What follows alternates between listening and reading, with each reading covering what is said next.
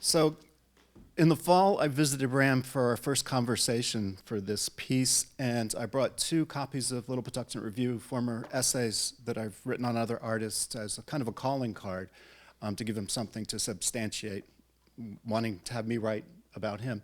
He, as a collage artist, proceeded to cut them to pieces.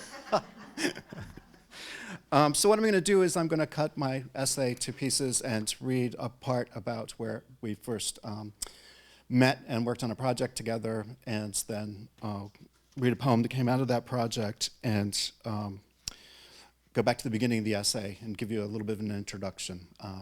Mom does figure out into this, but you're going to have to read through the essay to come to where she blossoms.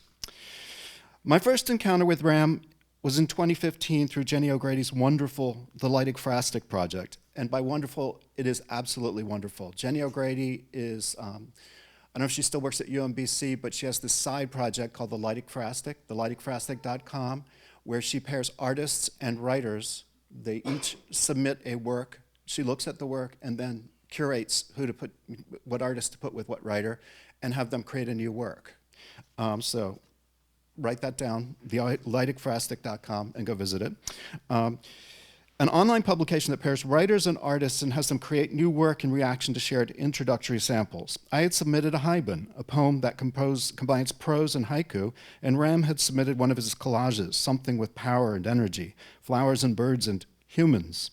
There was a figure with a sunflower hair who looks like a bird, seemingly mid-song, on a pedestal-like form. It's tropical and lush, humid even.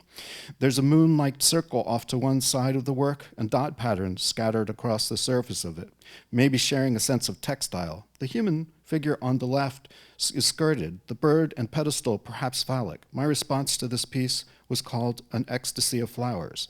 In a series of 14-line stanzas with a coda, the 3 numbered sections separated by titles, I wanted a sense of something put together, collage-like, but with a connecting story flow. I wanted to share respect for Ram's put-together craft and that narrative in a moment conclusion, the way his images can stop the world for a moment and be all there is.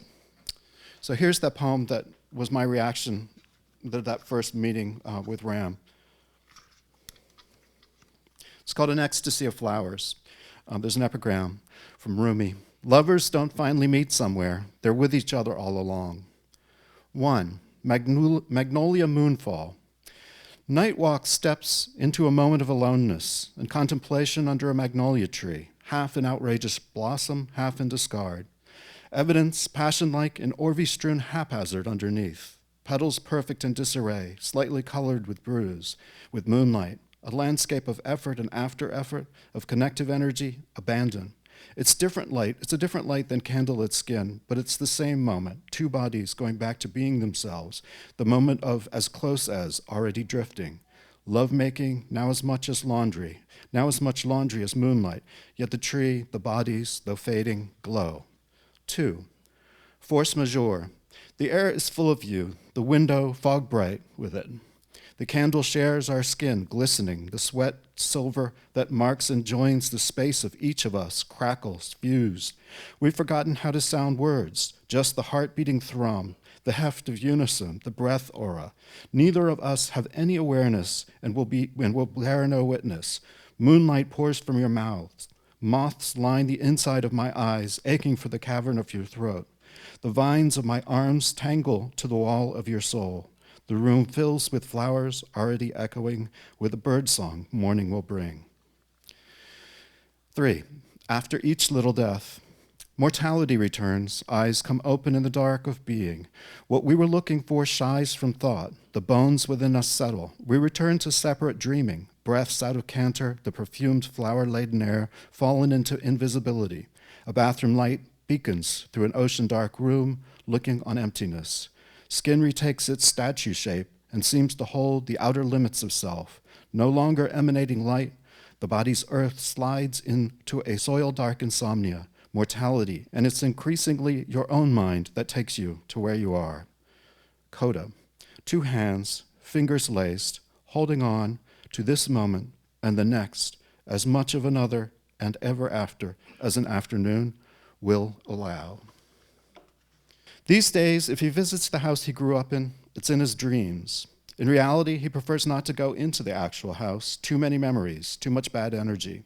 His dreams have taken on a kind of great expectations feel. There's a haunted emptiness, maybe the abundance of comforts a house could hold, like a table lush with things to eat set for the hour, or a fridge full and waiting for the energy and chaos of young arms eager for snacks, the insatiable hunger and brightness of childhood.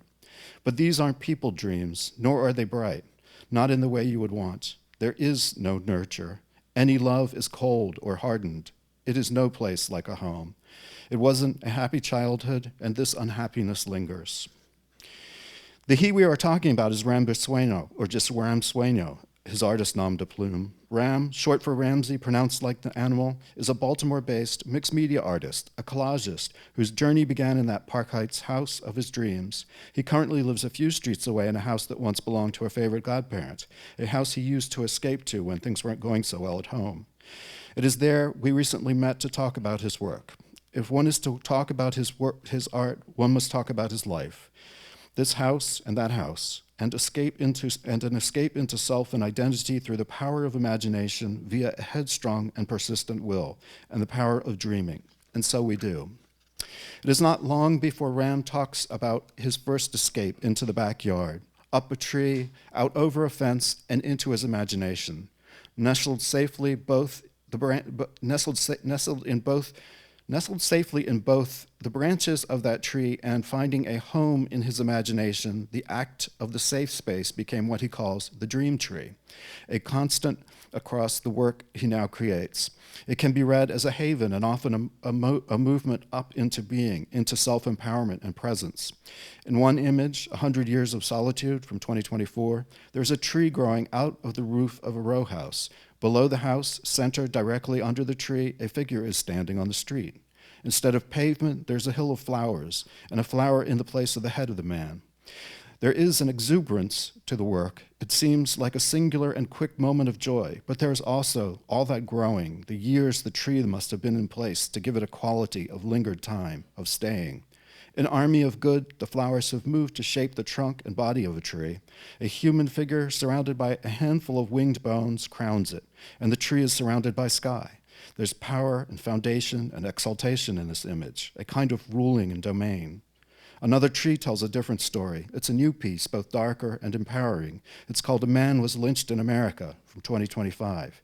It's from September and just out of the news. There was a story of a lynching by suicide of a young black man in Mississippi, Trey Reed. In this work, as much